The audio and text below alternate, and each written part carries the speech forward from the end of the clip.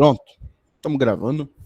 Vamos começar a nossa aula de hoje, dia 3 de janeiro, portanto, a nossa primeira aula de 2026 aqui, de redação. E eu quero, nesta aula, né, fazer um trabalho um pouco diferente daquilo que viemos fazendo nas últimas semanas.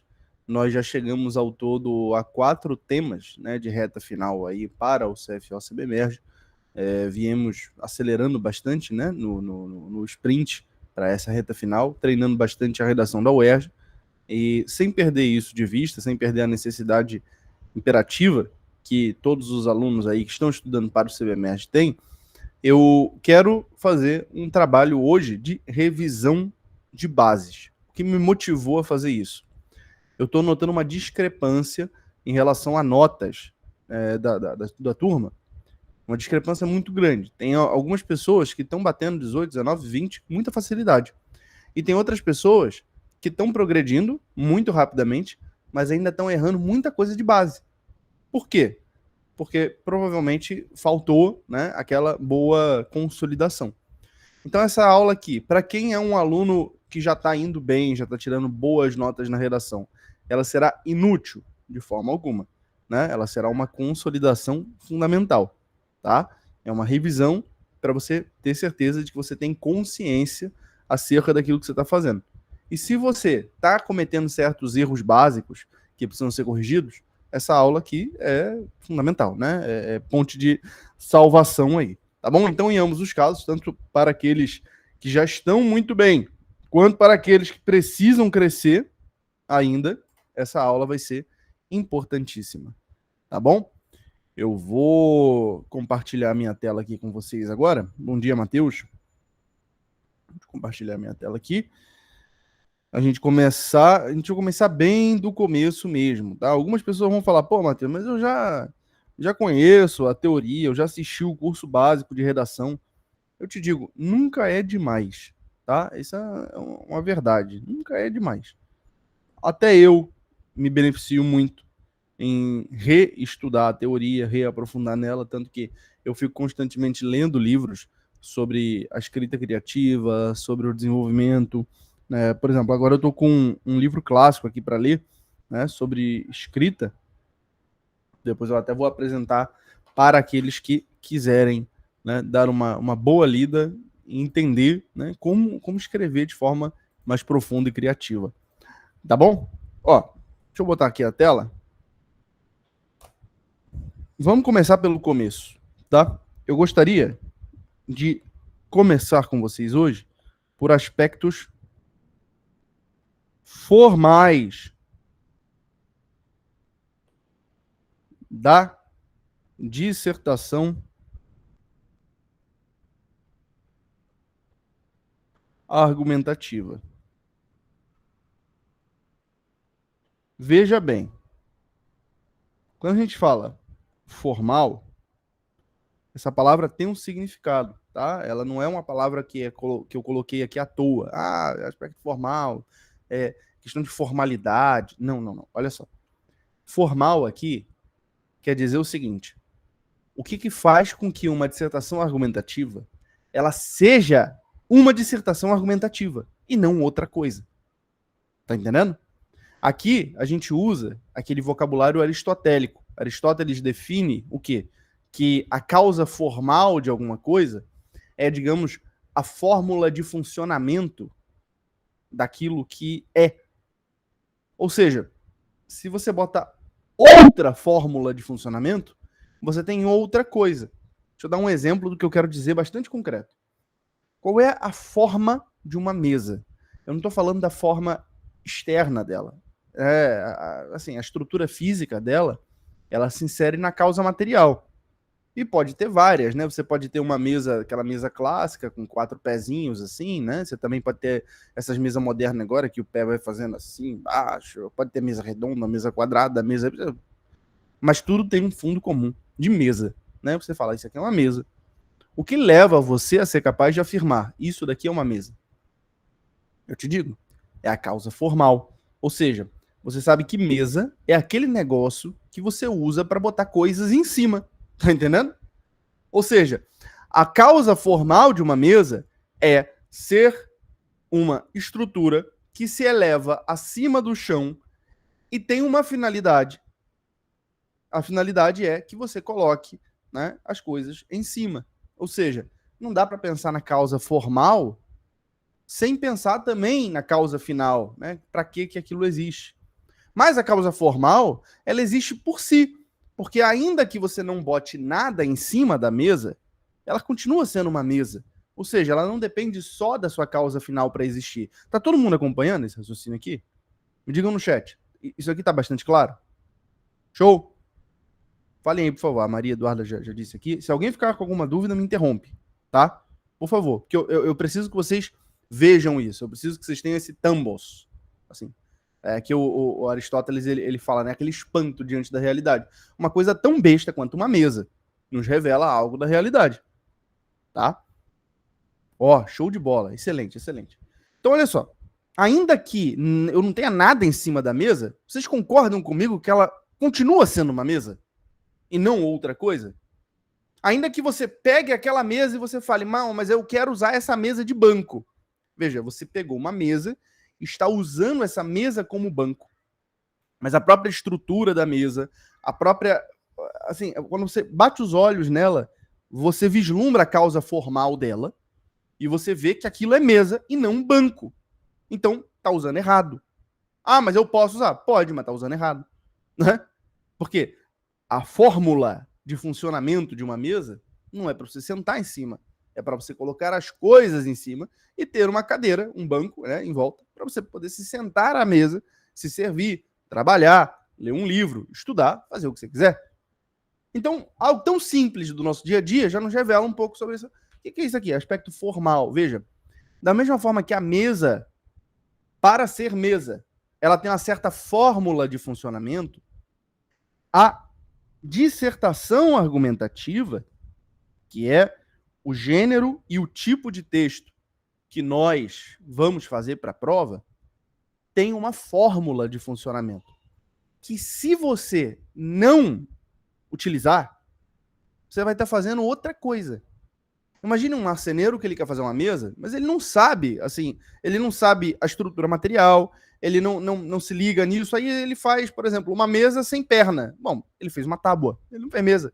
Fala, não, mas isso aqui é a minha mesa, eu gosto da ideia de uma mesa sem pernas. Fala, tá bom, cara, mas isso é uma tábua, né? Você não tem onde apoiar a mesa não vai ficar flutuando. Ah, então não é mesa, é outra coisa. Ah, eu fiz uma mesa que ela tem tanto buraco, assim, é toda esburacada que não dá para botar nada em cima. Então, veja, você fez outra coisa. Fez uma decoração, né, para uma casa, para um jardim, mas não pode ser uma mesa, porque mesa tem que ter como botar coisa em cima dela, né? Se você nega a fórmula daquilo que é, você obtém outra coisa. Uma estátua, né? Veja, o exemplo clássico que Aristóteles utiliza nas 4 causas é de uma estátua. A gente pensa assim, quando você olha para uma estátua, você vê a causa eficiente da estátua é quem fez ela, né? É o escultor. A causa material é o mármore. E o próprio formato externo, né? A externalidade se insere também, de certa forma, na causa material, mas já é uma ponte para a causa formal. Né? Qual é a causa formal? É a estrutura que faz com que aquilo seja estátua e não qualquer outra coisa. É a fórmula de existência, digamos assim. E você tem a causa final. Para que serve uma estátua? Né? A estátua serve para decorar, ela serve para um culto religioso, ela serve para você lembrar de uma pessoa que você ama, né? Não sei. Pode servir para um monte de coisa. Vai depender de quem fez, né? Quem é a causa eficiente define também a causa final. Um escultor sacro faz estátuas com sentido sagrado. Um escultor profano faz estátuas para decorar, para botar num jardim, assim vai. Tá? Matheus, você está falando de estátua, de mesa, o que isso tem a ver com a redação? Tudo. Porque é para você entender. Veja, da mesma forma que você pode pensar na mesa, na estátua, na camisa, num copo, num fone de ouvido, etc. Você pode pensar na sua dissertação argumentativa. E uma vez que você pense desse jeito, você vai entender o que é a dissertação argumentativa de verdade.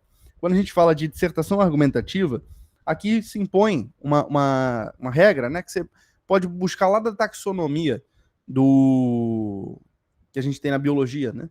Veja, dissertação é o gênero. A argumentativa é a espécie. Tá entendendo? Não é espécie de verdade, né? Porque, na verdade, isso aqui, argumentativo, é o tipo de texto, né? Mas veja que tipo é uma palavra que nós utilizamos, que vem do grego, para poder especificar alguma coisa, né? Então, veja, o gênero de texto que nós temos é dissertativo. O que caracteriza um gênero dissertação? Qual é a fórmula de um gênero dissertação, meus queridos? Vamos pensar juntos. Qual é a fórmula de funcionamento da dissertação? Da mesma forma que a mesa tem uma fórmula de funcionamento para botar coisa em cima, para comer, para estudar, a dissertação tem uma fórmula de funcionamento. A dissertação é um texto organizado em introdução, desenvolvimento e conclusão, que trata de alguma ideia. Beleza? Isso é dissertação. Não é a melhor definição do mundo, eu não estou trazendo aqui uma definição teórica acadêmica, porque vocês não são acadêmicos, vocês não têm necessidade nenhuma disso, vocês só precisam entender como é que o negócio funciona. Como é que funciona? Dissertação é um gênero textual que tem introdução, desenvolvimento e conclusão claros, bem organizados. Então a gente sabe, todo mundo já ouviu falar da dissertação de mestrado, né? O fulano fez uma dissertação de mestrado. Pô, mas a dissertação de mestrado tem 200 páginas. A dissertação argumentativa que você faz tem 30 linhas. Como é que essas duas coisas podem ser dissertações? Como é que a gente pode chamar ambas, assim, duas espécies de textos tão diferentes, né? Como é que nós podemos chamar ambos de dissertação? Porque o gênero está respeitado. A fórmula dissertação está respeitada. Seja em 200 páginas, seja em 30 linhas, se você tem introdução, desenvolvimento e conclusão, tratando de algum tema específico, você tem uma dissertação. Tá bem? Então, pela própria existência, né, desse gênero aqui que nós vamos fazer, nós temos que ter uma introdução, um desenvolvimento das ideias e uma conclusão. Perceba que nós poderíamos ficar o dia inteiro aqui ainda fazendo a mesma análise formal sobre o que é uma introdução, o que é um desenvolvimento e o que é uma conclusão, né? Poderíamos fazer, por exemplo, veja qual é a fórmula de funcionamento de uma introdução. Qual é a fórmula de funcionamento de um desenvolvimento? Qual é a fórmula de funcionamento de uma conclusão? Eu não vou enveredar por esse caminho, porque eu ainda preciso, né, chamar a atenção de vocês para, né, a nossa espécie argumentativa, o tipo de texto que nós temos que fazer. Então eu vou só falar de forma superficial. Dentro do nosso curso básico, vocês veem, né, com muito mais clareza, de forma muito mais direta ao ponto, né, o que fazer para que cada um desses parágrafos, cada uma dessas partes do texto, bom dia, Vitor, cada uma dessas partes do texto, elas cumpram a sua fórmula de existência. Elas, de fato, sirvam para introduzir, para desenvolver a ideia e para concluir, tá?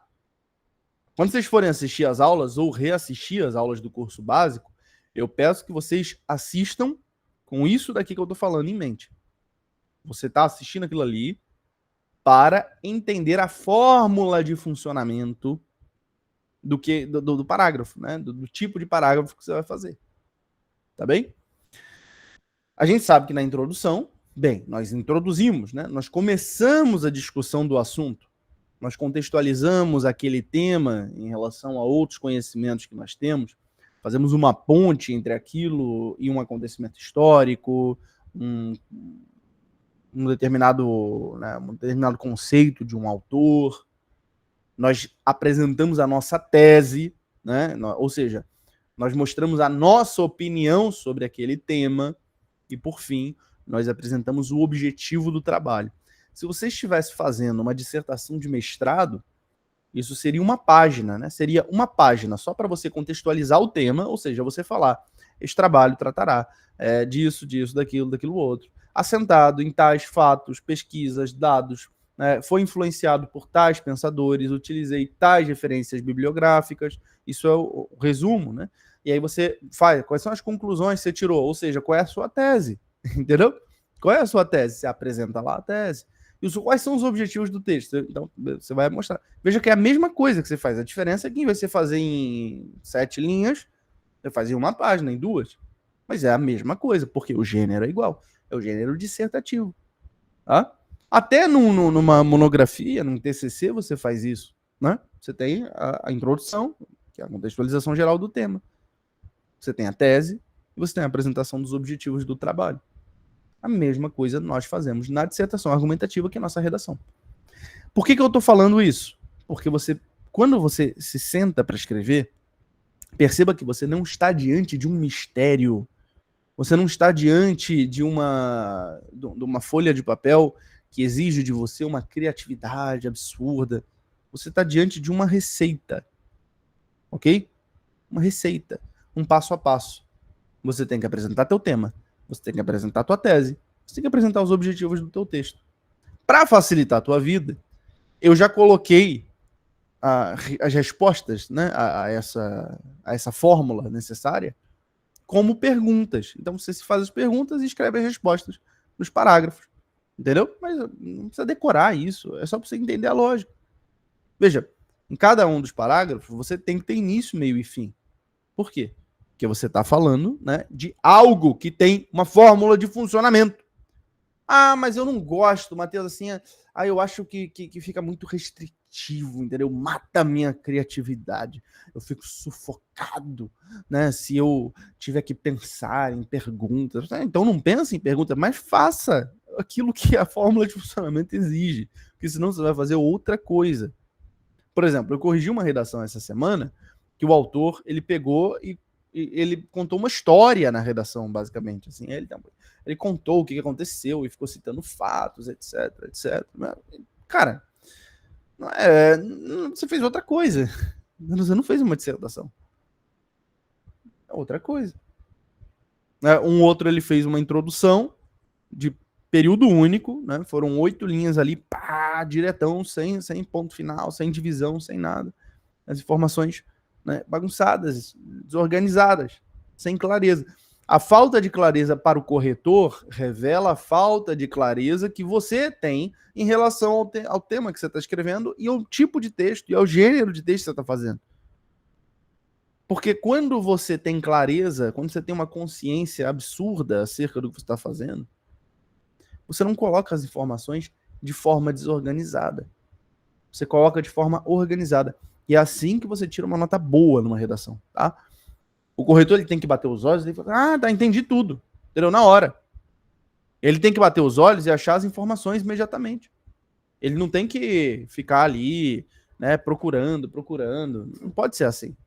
Se ele ficar procurando demais, o que vai acontecer? Ele vai tirar ponto seu. Por quê? Ele não vai ter essa boa vontade. Eu até tenho, né, quando eu tô corrigindo, porque eu gosto de vocês, né? Eu quero que vocês melhorem. Mas você acha mesmo que o corretor vai gastar 5 minutos com a tua redação? Não vai, cara.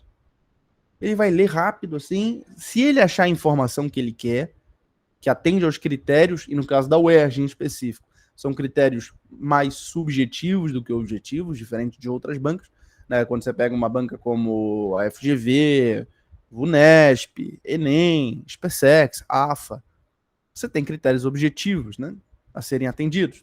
Na AFA, por exemplo, você tem um critério da informatividade, você tem um critério da paragrafação, etc. O corretor, ele vai passar os olhos ali e vai ver, formatividade foi atendida? Foi, então ganhou 2 pontos. Paragrafação foi atendida? Foi, então ganhou 2 pontos. É assim que funciona. No Enem, pior ainda, tem 5 competências. O corretor, ele passa os olhos rapidão para ver, tem algum erro aqui gramatical? Não. Tá, 200. Fez proposta de intervenção? Fez. Disse quem vai fazer o quê, de que modo, com qual finalidade, e deu um exemplo? Atendeu? Sim, 200. É assim que funciona. Ele olha lá na argumentação. A argumentação, tem citação aqui de referência? Tem dado? Tem aprofundamento? Tem, tá, 200. É assim que vai. Isso não demora 2 minutos. É uma passada de olhos. Você acha que ele vai ficar procurando? Ah, mas eu botei lá no final do texto. Então, desculpa, você cometeu um erro formal. Ah, mas eu botei, só que eu não organizei. Então você não botou, entendeu? Da mesma forma que pegar um pedaço de madeira e dizer que ele é uma mesa, é loucura. Não, você tem um erro formal aí. Não, um pedaço de madeira não é mesa. Mesa tem que ter perna, porque ela tem que se elevar acima do chão. Não existe mesa sem perna. Entendeu? Aí é outra coisa. Virou tábua. Então, da mesma forma, é parte da forma, é formal da dissertação a presença de uma introdução, de um desenvolvimento das ideias e de uma conclusão. Esse desenvolvimento das ideias que nós temos aqui, no tipo argumentativo de texto, ele toma forma de uma argumentação. Isso é a segunda coisa mais importante que você precisa ter em mente. Veja, o que diferencia uma argumentação de uma mera exposição ou de uma opinião? Vamos pensar juntos, vamos tentar descobrir juntos aqui. O que diferencia uma argumentação de uma opinião? A primeira coisa é, a opinião, ela não pode propriamente ser refutada. Veja, não tem espaço para discussão. Uma opinião, se você diz assim, vamos lá, você está conversando com o teu amigo, você fala, eu gosto de carro da Chevrolet. E ele fala, eu gosto de carro da Honda. Tá. Você vai fazer o quê? É opinião. Né? É opinião. Isso, exato. A Maria Eduarda falou, na argumentação você defende o seu ponto de vista. Agora, se a conversa vai mais além e vocês não estão preocupados só, atenção, uma coisa. Maria Eduarda disse, defende o ponto de vista. Se expressou muito bem ao falar isso. Por quê? O que é o ponto de vista? É a tese. É a tese. Ou seja, você não defende opinião. Defender opinião é o que a pessoa fala quando ela discute Vasco ou Flamengo, Lula ou Bolsonaro, católico ou protestante, Honda ou Chevrolet. É você ficar batendo no outro com um tacape verbal, levantando argumento que não é argumento, de fato. É mais opinião. Entendeu? É assim, o Bolsonaro tá preso, o Lula foi preso também. O Flamengo foi campeão, mas o Vasco tem estádio. O carro da Honda é melhor porque nunca dá problema, mas é muito caro e quando dá problema também fica na mão do cara. O da Chevrolet que não dá problema. É uma discussãozinha tão babaca, um negócio assim, raso, né? O sujeito ele não sabe o que ele tá falando exatamente. Então a marca da opinião é essa superficialidade, é um negócio que você não pensou de verdade. Não é um argumento propriamente dito. É superficial, você tirou aquilo, sei lá, você ouvia teu pai falando que a Chevrolet é a melhor marca, e você acredita nisso até hoje. Você ouviu teu pai, né, uma vez, tua família toda é católica, aí o outro cara lá é protestante, a família dele é toda batista. Aí você vai discutir com ele, aí ele vai falar que não, que vai pro céu quem tá na igreja batista. Não, quem vai pro céu quem tá na igreja católica. Você não tem base teológica. É um negócio raso. Você não sabe por que você pensa aquilo. Aqui que tá a grande chave da coisa. Você não sabe por que você pensa aquilo. Não é um ponto de vista. A melhor palavra para expressar ponto de vista em português é cosmovisão. Cosmovisão. Veja, cosmos é a ordem da criação, né? Em grego, cosmos. Visão sobre o cosmos. Visão sobre algo. Então, uma visão ordenada sobre algo. Uma cosmovisão. Mas a palavra que melhor expressa esse ponto de vista, essa tese bem estruturada, é uma palavra alemã. Chama Weltanschauung. A Weltanschauung seria o ponto de vista ordenado sobre o mundo. Entendeu? Ponto de vista ordenado sobre o mundo. Como é que eu posso, Matheus, ter um ponto de vista ordenado sobre o mundo? Estudando. Não tem como. Não tem pra onde fugir. É você sair da mera superficialidade opinativa de Chevrolet, Honda, e você objetivamente e fazer pesquisas. Olha, peraí, qual é o carro que dura mais tempo? Aí você vai ver. Né? Você pega estatísticas brasileiras que mostram, né? Quais são os carros que duram mais tempo.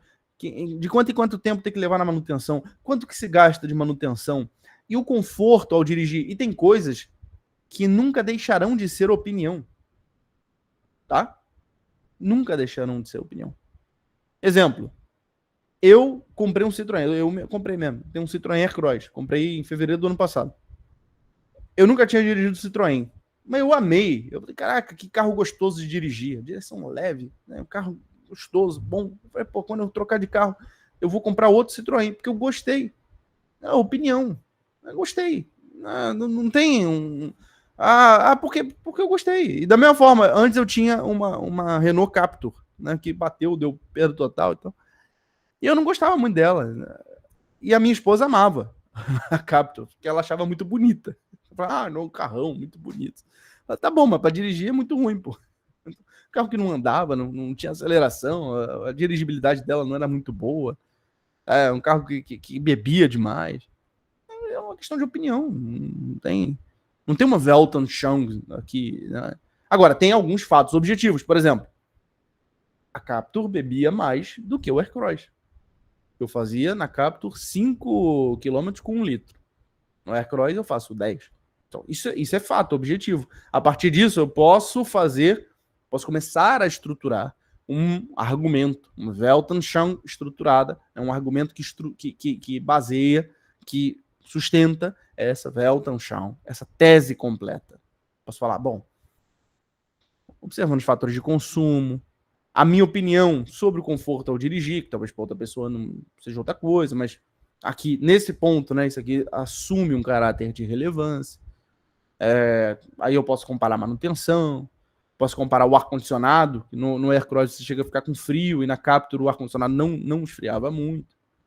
Eu posso ir comparando todos esses pontos, chegar, né, aí sim, a ter uma tese estruturada do porquê que o Aircross é melhor do que a Captur. E aí, veja, eu saí da clave da mera opinião. Eu estruturei um argumento. Vitor, a aula de hoje não vai ter tema e eu não vou fazer. A aula de hoje é uma revisão dessas coisas básicas que todo mundo acha que sabe e não sabe. Tá bom? Então, definimos aqui a diferença entre opinião e argumento. O argumento ele tem estrutura. O argumento ele tem uma certa calma que brota da sua superioridade ontológica. Quando você vê um sujeito que ele precisa gritar muito para defender as ideias dele, você percebe que ele não está muito convencido delas, sabe? Não tá.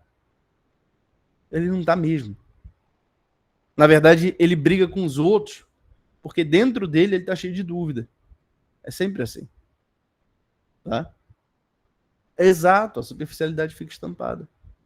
É exatamente isso.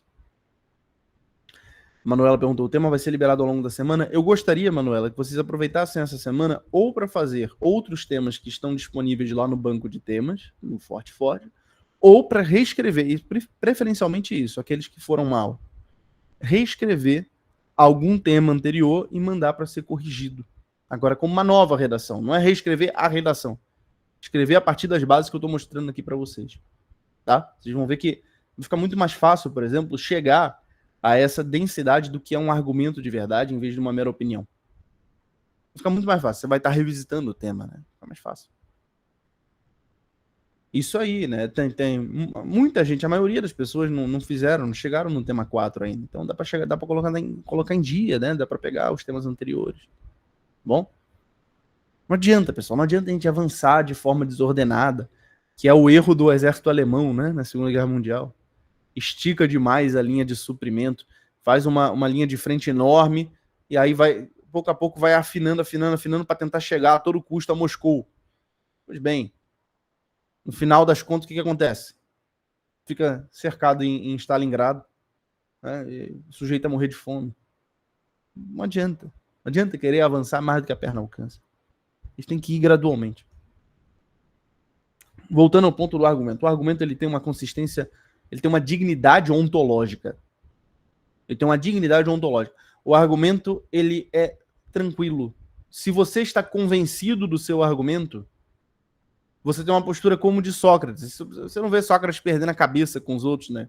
Nas conversas, nos diálogos platônicos. Pelo contrário, você vê os outros perdendo a cabeça com Sócrates. Por quê? Porque o Sócrates ele já tinha pensado naquelas coisas e os outros só falavam da boca para fora. Os outros eram profundamente superficiais, eles estavam cagando opiniões pela boca. O Sócrates estava tranquilão. Estava ali, cara, eu já pensei sobre isso, você está errado. Você tem todo o direito de estar errado, mas você está errado. Entendeu? É isso. A Débora falou, mestre, falar mais sobre coesão e coerência foi o que eu mais errei na redação. Então, Débora, tudo que eu estou falando aqui tem a ver com coesão e coerência. Sabe o que é um erro de coesão e coerência? Primeiro, o que é um erro de coesão? São as partes do seu texto não se ligarem com perfeição. Tem gente que pensa que vai resolver o problema da coesão decorando conectivos. Mas é o exato contrário. Quando você não está nem aí pro conectivo e você está 100% focada em ter ideias que se encadeiam e que respeitam os aspectos formais da dissertação argumentativa com uma qualidade enorme, bem, se torna impossível o seu texto não ser coeso. Ainda que você não decore nenhum conectivo bonitinho, que, aliás, a UERJ não quer que você fique usando conectivo decorado. Ela quer originalidade no seu texto. Ah, não pode usar conectivo? Pode e deve. Mas não é para ficar, né? Ah, no início da conclusão eu vou usar Descartes. No início do terceiro parágrafo eu usarei outrossim. No início do segundo parágrafo eu usarei odiernamente. Pelo amor de Deus, não faça isso. Aliás, não faça isso em nenhuma redação. Tá? Não faça isso em nenhuma redação. Ah, Matheus, mas no Enem não tem lá o critério dos conectivos? Tem, mas você não precisa decorar conectivo idiota para atender ao critério. Entendeu? Você pode fazer a coesão com conectivos que de fato façam sentido no contexto. Mas eu não vou entrar nessa seara aqui agora. E a coerência, veja, a coerência é respeitar o aspecto formal da forma mais profunda possível. Isso que é coerência.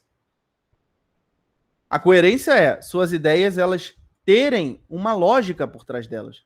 Elas de fato fazerem algum sentido. O seu texto não é um texto gerado pelo gerador de blá blá blá. Entendeu? Ele tem uma unidade, ele é pensado, tem uma consciência por trás daquele texto. Tem um eu, agente, que escolhe escrever. Aqui está a coisa. Isso é a essência mesmo ali do critério da coerência. Entendeu? Então, coesão não é simplesmente jogar conectivo lá.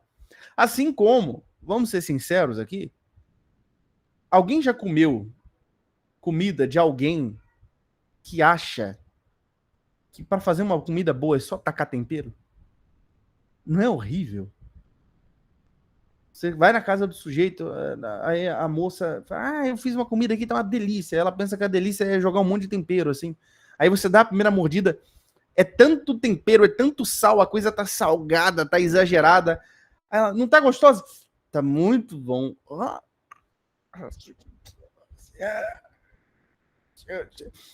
Eu tô com muita sede, um pouquinho d'água aí.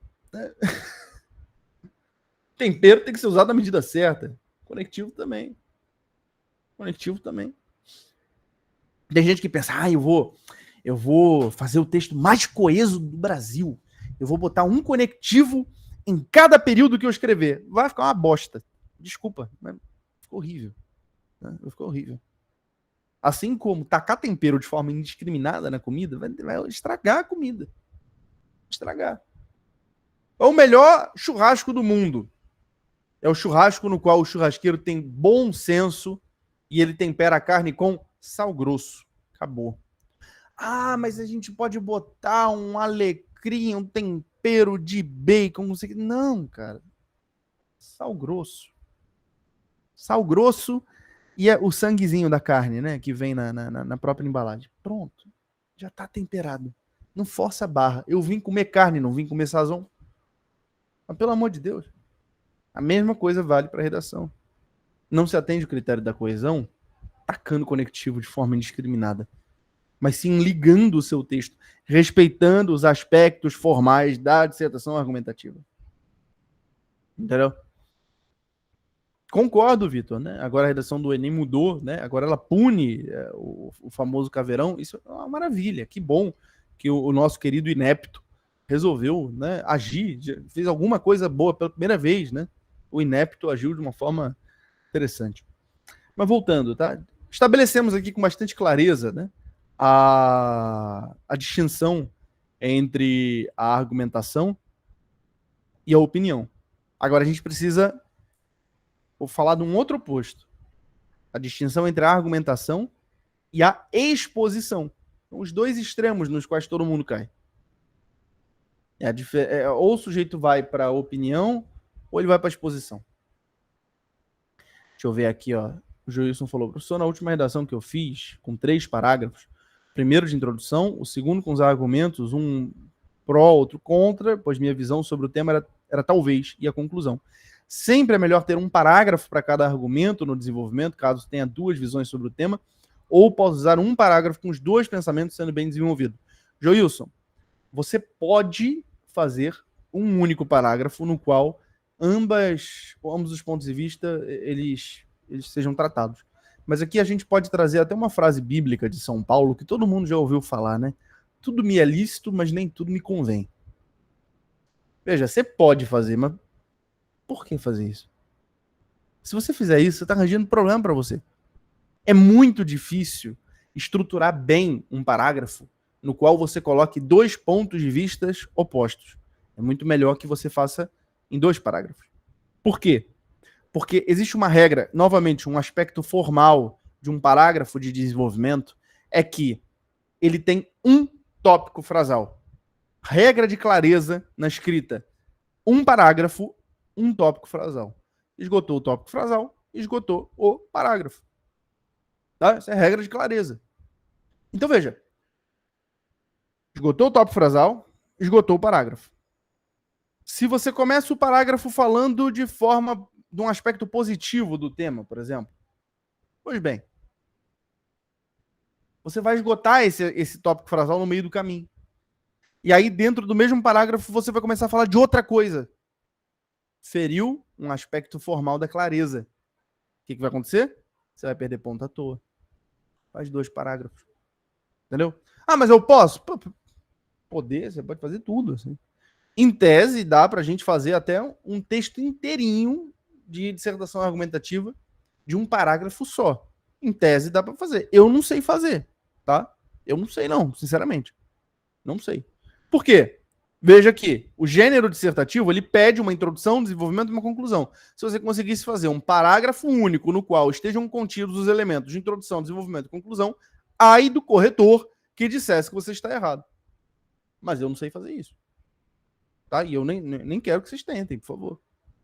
Né? Divide em parágrafo, porra. Facilita a sua vida. Muito melhor, né? Tá entendendo? Ô, professor, bom dia. Eu entendi, mas a minha dificuldade era que os parágrafos estavam ficando muito, muito pequenos, por exemplo. Aí eu tinha até essa dúvida, se tinha algum limite, porque assim, se eu faço introdução, o desenvolvimento com 2 parágrafos, se ele ficar muito pequeno, também perde ponto, né? Eu fico nessa bipolaridade, assim, pensando, será que... O que acontece? O principal aqui, se tá ficando pequeno, é porque você tá fugindo do aspecto formal da introdução e da conclusão. Tá escrevendo demais na introdução ou na conclusão. Entendeu? Você não precisa, por exemplo, começar uma introdução e fazer 15 linhas numa introdução. Não. Você vai obedecer os 3 objetivos que nós temos em cada um dos parágrafos, que é ter início, meio e fim. E lá, no curso, né, eu ensino como. Vamos lá, você faça aquelas perguntas. Né? Por exemplo, introdução. O que o tema me diz? O que eu digo para o tema? E o que eu desenvolverei ao longo do texto? Pronto. Você nota que em 5, 7 linhas você faz uma introdução. Tá? Fácil. Em 5, 7 linhas, você faz uma conclusão. Se você tiver 7 linhas para cada um dos parágrafos, seu texto está excelente. Você vai ter 28 linhas ao todo. Cada parágrafo vai ter espaço suficiente para ser bem desenvolvido. E você vai conseguir se expressar com grande clareza. Entendeu?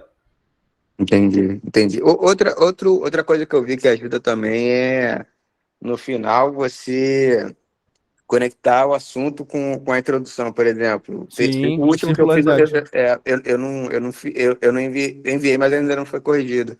Eu botei um tema de um livro, aí no final, de acordo com o tema tal, a gente... Enfim, é o que você falou. Fazer essa... Isso ajuda também, né? Sim, e é o critério da circularidade. O que você está fazendo? Você está mostrando para o corretor da sua redação que você sabe do que você está falando, que você fez um texto pensado.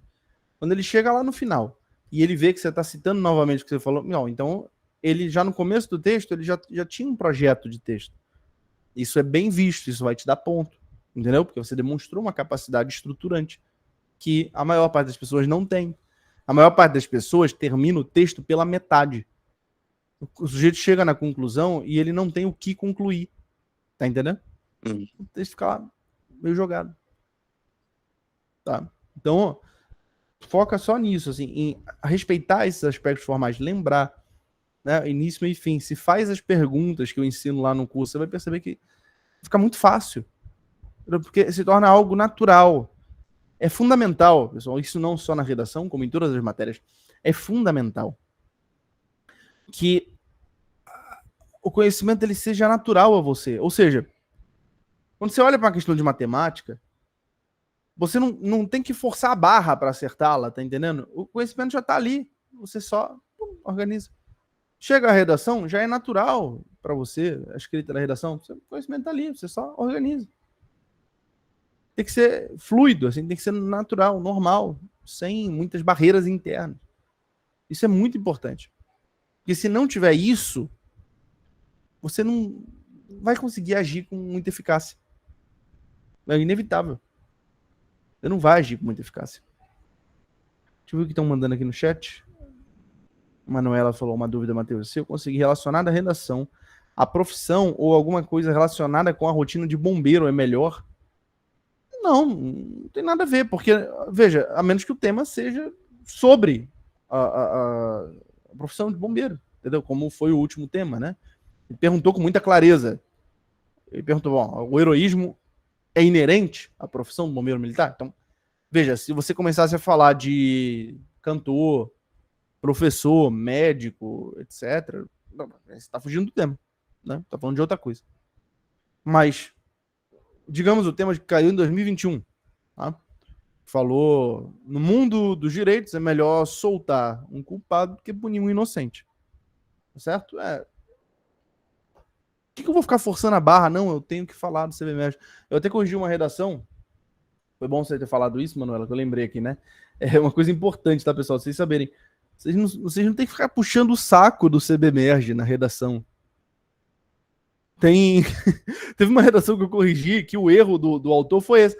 Ele passou a redação inteira puxando o saco do CBMERG. Ele achou que ele tinha que ficar falando bem do CBMERG. Aí ele botou, né? Os heróis do CBMERG. Não, cara, para com isso. E detalhe, era o tema do contexto da hierarquia. Em contexto de hierarquia rígida, né? Se há ou não responsabilidade, né, do indivíduo sobre seus atos. Aí ele ficou puxando o saco da corporação. Cara, não é isso. Você não será avaliado por um subão velho, né, do CBMERG, que quer ter seu ego acariciado. Você vai ser avaliado por um professor de literatura da UERJ, que não tá nem aí pro CBMERG. Entendeu? Então, exatamente, Cauã. Ficou narrativa forçada. É igual, tem gente que pensa assim, né? Eu tô fazendo a redação da SpaceX, então tem que falar bem do Exército. Tô fazendo a redação da AFA, eu tenho que, de algum jeito, né, inserir aqui a aeronáutica, falar bem da aeronáutica. Não, cara. Não existe isso, tá? Não existe isso, pelo amor de Deus. O Cauã falou, mestre, no momento em que estou pensando na redação, as ideias fluem e parecem conexas. Ao escrever, ainda parece ir bem. Porém, quando eu leio ao terminar tudo, aquilo que parecia fluido parece um trânsito de horário do rush. Cara, olha só, aí como é que você melhora nisso, né? Quando você terminar de escrever e ler, você se faz uma perguntinha muito simples. Você olha para o seu texto e se pergunta assim, como é que eu posso melhorá-lo? E você vai e reescreve. Ah, Matheus, mas isso vai demorar muito. Eu sei, agora vai demorar. Só que a nova versão, pouco a pouco, ela vai se tornar conatural a você. Vai ser uma coisa que você faz sem pensar muito. Essa versão verdadeiramente fluida, bem estruturada, coerente, coesa. Se você for sempre se corrigindo desse jeito, pouco a pouco você não vai mais precisar. Daqui até 8 de fevereiro, dá para fazer isso tranquilamente. Se você se corrigir bem, você vai chegar em 8 de fevereiro novo. Né? Você vai conseguir escrever a redação com uma clareza absurda. O método dialético, ele é inerente ao texto dissertativo argumentativo? Não. Tá, não, porque o método dialético é uma forma de você argumentar e tentar encontrar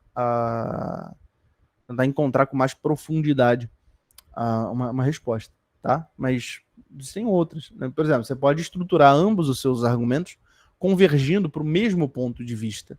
Você não precisa fazer um argumento a favor, outro contra e depois encontrar uma síntese na conclusão. Você pode ter os dois argumentos se somando, né? Um sobre o outro. Não tem problema nenhum. Quando estamos começando a fazer simulados, é bom começar a fazer redação também ou só depois? Ô, Vitor, eu não entendi se essa sua pergunta, você está querendo saber se deve começar agora a fazer redação no simulado, ou se deve fazer só quando terminar o simulado. É isso? Assim, faz como você faria na prova. Sim. Quando a gente está começando a fazer simulados, é bom fazer só a prova mesmo, sem a redação, ou à medida que você vai evoluindo, fazendo simulados, você começa a fazer redação junto também, na prova. Não, é bom você fazer o simulado da mesma forma que você vai fazer a prova, porque senão não vai estar simulando, né? Na hora da prova, você vai ter que fazer a redação junto, né?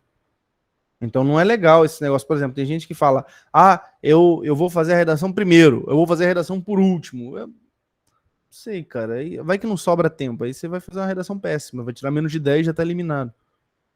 Aí vai que você gasta o teu tempo todinho na redação, demora 3 horas fazendo a redação, não sobra tempo para fazer uma boa prova, não vai ter nem a redação corrigida, né? Assim, não adianta. Então tem que treinar já desde agora fazendo redação junto, tá? Importante isso. Porque no CBMERG não acontece como algumas provas que tem o texto dissertativo, né, separado, destacado dela. O CBMERG usa o modelo dos vestibulares. Por exemplo, vai ter o concurso da Câmara dos Deputados agora em março, e ele vai ser feito pela Sebrasp. Esse é um modelo, por exemplo. Você tem a prova objetiva na parte da manhã e a prova discursiva na parte da tarde. Então, é separado. Entendeu? É separado. Mas no caso do CBMERG, não. Você vai fazer tudo junto. Então, tem que treinar, entendeu? Tem que treinar isso. O José perguntou, mestre, se eu opto pela dialética num tema que pergunte tal coisa X ou Y, falando que embora atue como X, tal coisa é sobretudo Y. Recomenda que eu fale sobre X no A1 e Y no A2 como contraponto ou sustente a relevância de Y nos dois argumentos. Você só vai sustentar a relevância de Y nos dois argumentos se você não optar, né, por esse talvez suavizado, né? Você, na verdade, está dando uma resposta, digamos, não. Mas você está falando, mas não é sempre, né? Então você não está falando um não absoluto, está falando um não suavizado. Se você quiser falar um não absoluto, por exemplo, quando é que você vai fazer uma redação na qual você vai fazer os dois parágrafos concordando entre si? Quando você tem uma resposta clara, precisa e absoluta. Matheus, e quando a redação não é uma pergunta? Você transforma o tema numa pergunta, né? Exatamente para poder fazer isso. Por exemplo, quando você teve lá aquela frase em 2021, no mundo do direito é melhor soltar um culpado do que punir um inocente. É só botar um ponto de interrogação no final, né? No mundo dos direitos, é melhor soltar um culpado do que punir um inocente? Pronto. Acabou. Agora você consegue escrever a redação. Dá a resposta. Sim, não ou talvez. Entendeu?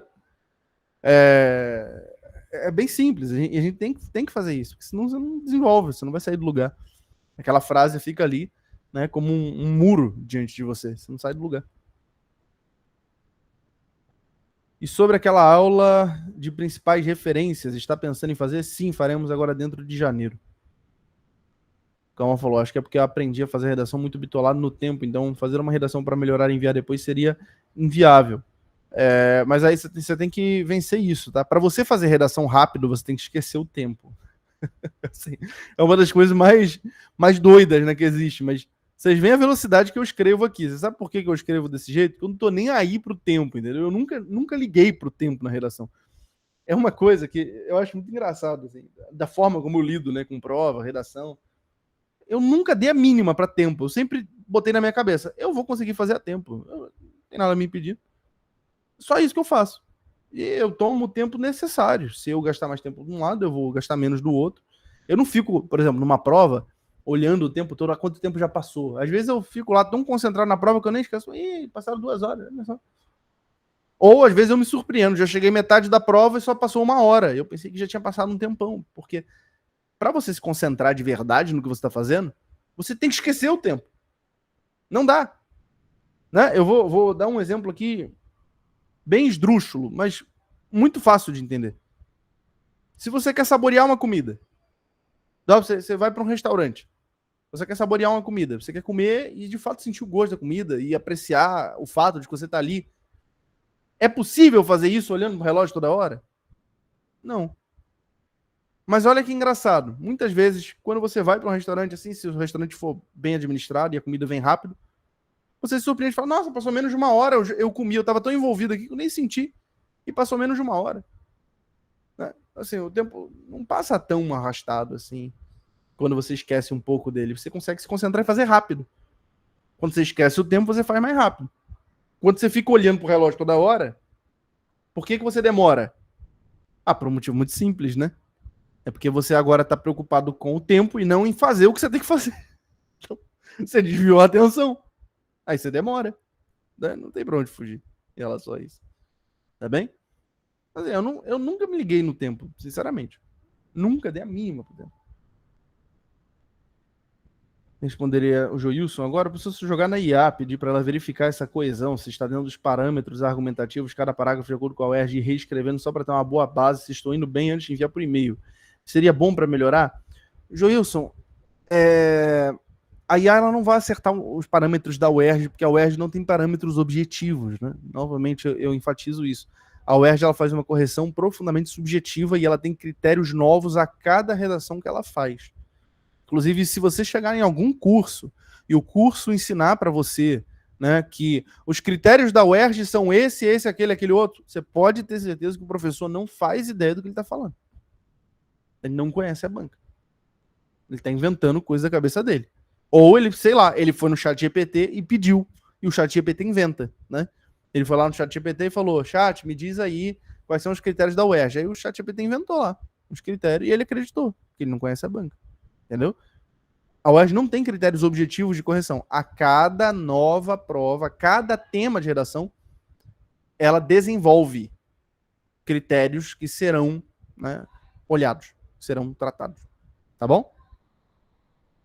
Então, vamos antes da gente fechar aqui, fazer a distinção entre a argumentação e a exposição. Também, importante. A exposição, pessoal, assim como a opinião ela está na superfície, a exposição também. Tem muita gente que cita uma frase de São Tomás de Aquino, que ele nem sabe que é de São Tomás de Aquino, e cita errado, né? Como a maior parte das frases de São Tomás de Aquino são citadas. O sujeito fala assim, contra fatos não há argumentos. Aí ele fala com aquele tom assim de eu sou muito inteligentinho, contra fatos não há argumentos. Olha como eu sou inteligente. Você é uma besta quadrada. Você acha mesmo que São Tomás ele estaria dando essa conotação imbecil que você está dando para essa frase? Sério? Não tem como, né? São Tomás não ia dar essa conotação imbecil que você está dando para a frase. O que ele quis dizer com isso? Contra fatos não há argumentos. Ele queria dizer o seguinte: não faz sentido você criar. Nós já definimos aqui o que é argumento, né? É aquilo que sustenta uma opinião. uma Weltanschauung, né? Então, veja, faz sentido eu criar todo um argumento, fazer todo um estudo, uma tese sobre o céu ser azul ou não? Tem lógica isso? Isso é um fato.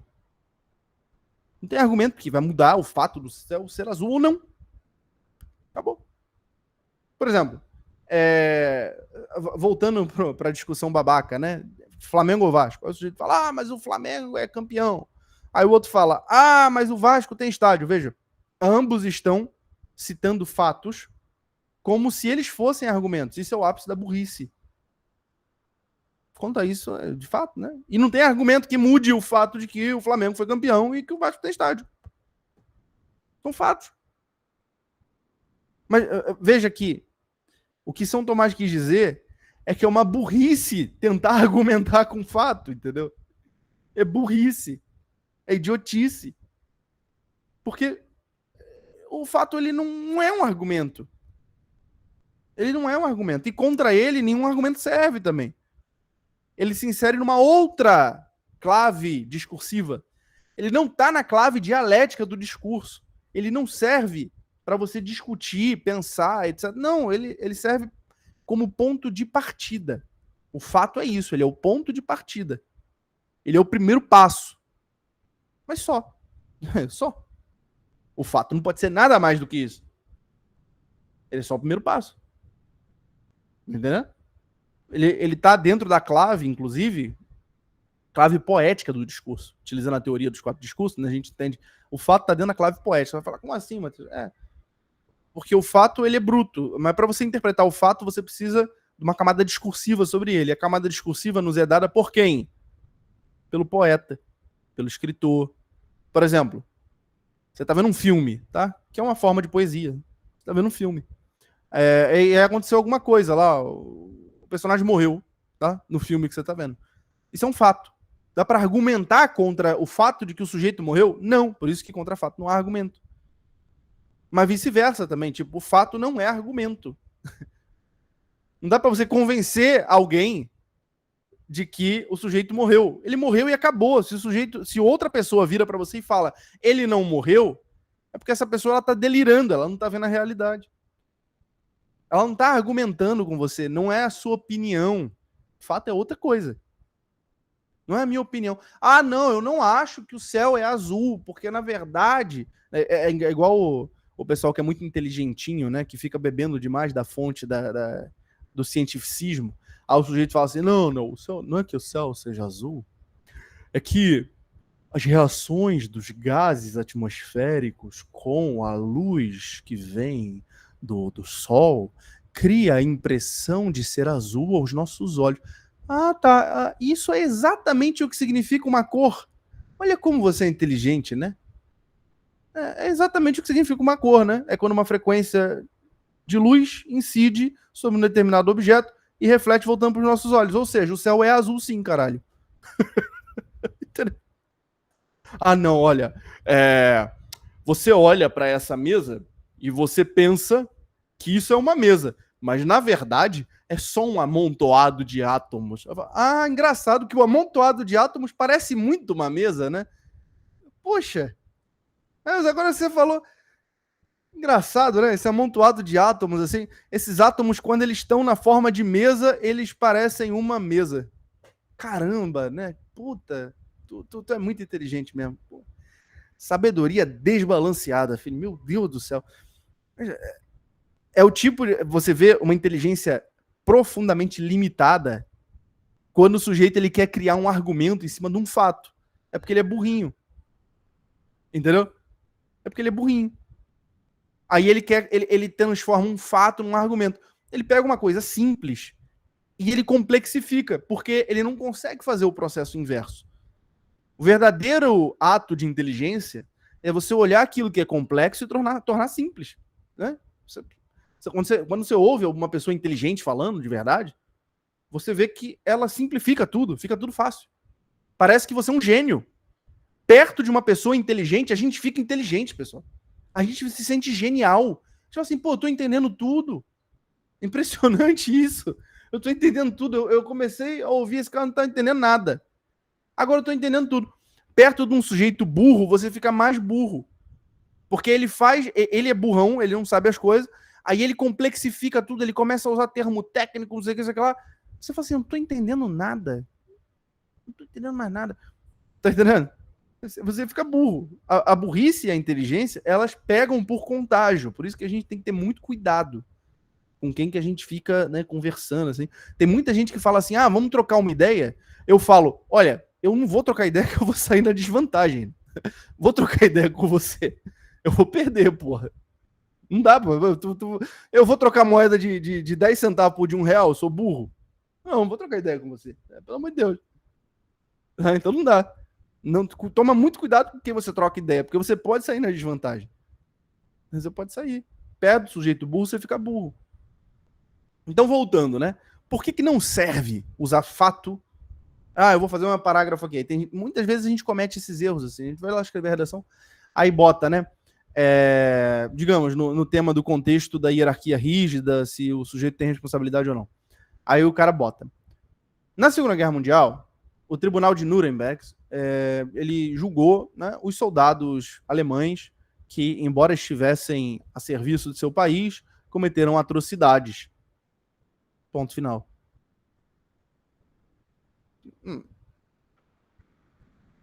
Não tem argumento aqui. Você trouxe um fato histórico. Veja que... Cadê? Agora o pulo do gato. Você quer saber o que é a argumentação de verdade? Ela é a ponte entre a opinião e o fato. Eu penso isso por causa disso. Acredito que é impossível retirar de qualquer ser humano a sua responsabilidade pelos seus atos, ainda que esteja num contexto tão rígido quanto no militarismo de um Estado totalitário, já que sempre há margem para a liberdade e diversas pessoas se recusam a cumprir ordens cruéis e injustas, ainda que colocando em risco sua própria vida. Também o Tribunal Internacional de Nuremberg, após a Segunda Guerra Mundial, corrobora com esse ponto de vista, pois ele considerou que os oficiais nazistas, ainda que estivessem cumprindo ordens superiores, deveriam ter agido de forma contrária às atrocidades que ocorriam nos campos de concentração. Isso nos mostra que ninguém pode se esconder de forma covarde debaixo da hierarquia burocrática, porque cada um é necessário para que os melhores atos ou os piores sejam realizados. Vocês notam com clareza a diferença entre o que eu acabei de fazer? Eu estruturei um argumentozinho simples. Vejam, isso é um argumento. Isso é um argumento. Se eu só digo, não, na verdade, cada um é responsável sim pelo que faz. Tá, isso é uma opinião. O Tribunal de Nuremberg julgou os oficiais nazistas e eles estavam errados. Tá, isso é um fato. Junta os dois. Aí você tem um argumento. Aí você começa a ter um argumento.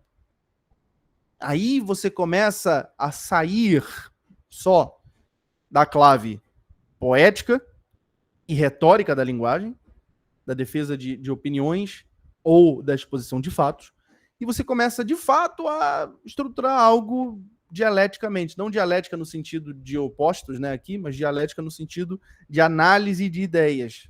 Entendeu?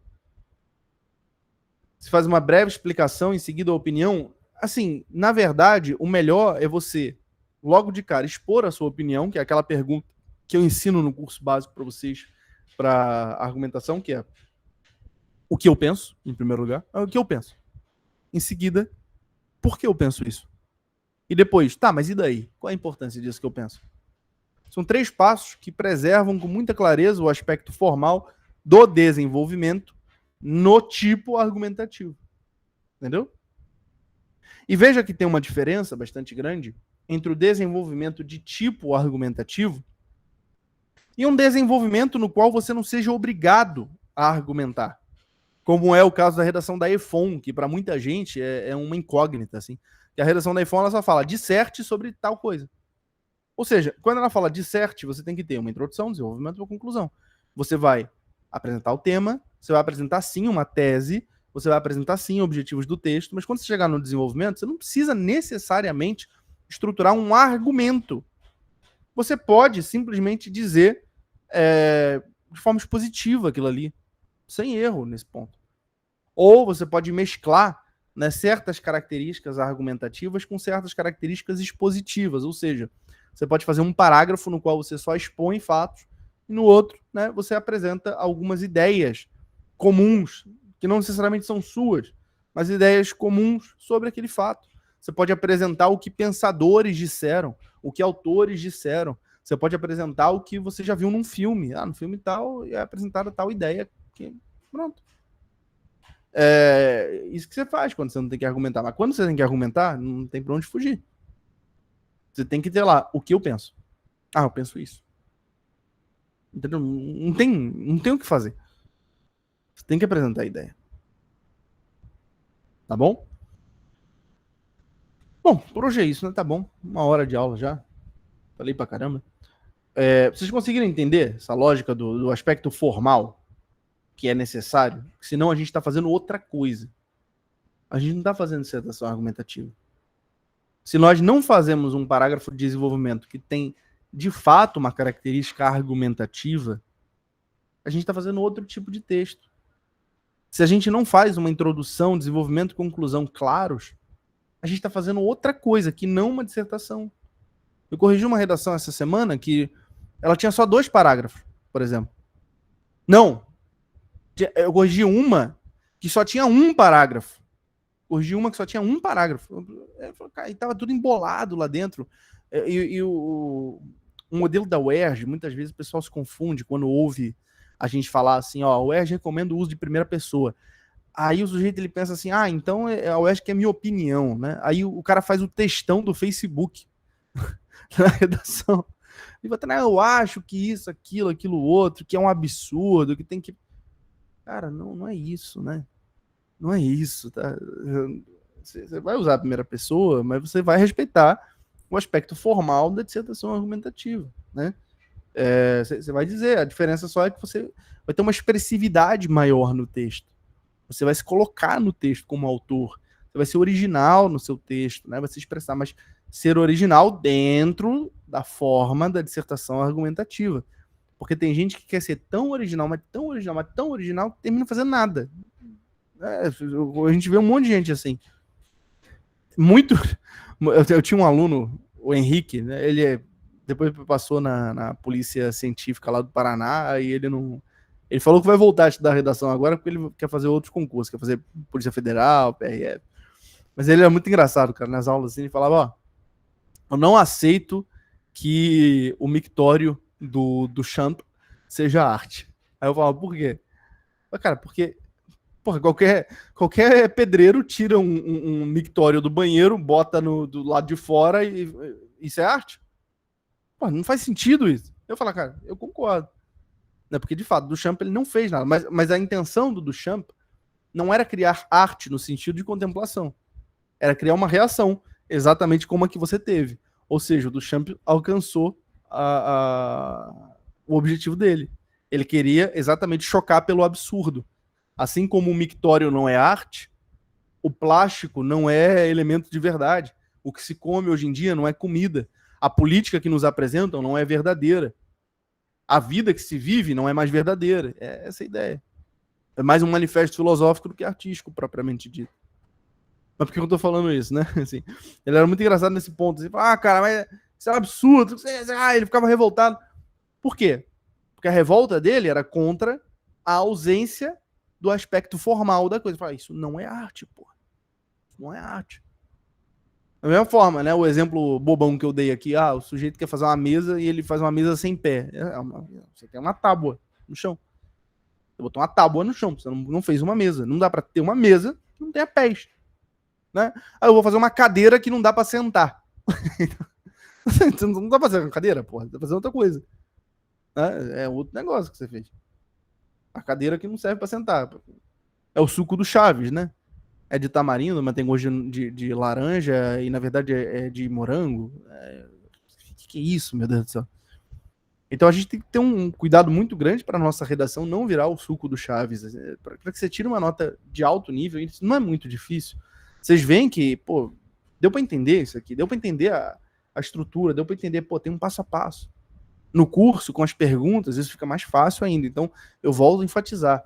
Assistam ao curso básico lá. Peguem as perguntas que eu ensino para vocês, para cada uma das partes dos parágrafos. Não é obrigatório usar aquele passo a passo específico, né? Mas para quem está começando, é melhor. Entendeu? Assim como não é obrigatório usar rodinha na bicicleta. Mas para quem está começando, é muito bom usar rodinha, né? Você usar rodinha, você aprende mais rápido. Então, usa rodinha. Né? E às vezes só com a rodinha, que eu dou para vocês aqui na redação, você já consegue tirar uma nota muito alta. Tenho muito aluno assim que chega numa SPSEX, tira 90 e pouco, só usando a estrutura das 3 perguntas que eu ensino. Tá bom? Exato, ainda mais tratando de UERJ. E quando a gente fala de UERJ, é melhor ainda, né? Pessoal, a gente se encontra novamente às 3 horas, tá? Eu mandei pro e-mail de todo mundo o link da nossa revisão geral.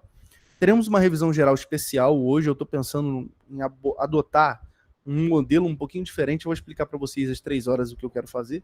Eu acho que vocês vão gostar também. Aí, se vocês concordarem, a gente vai seguir assim daqui para frente.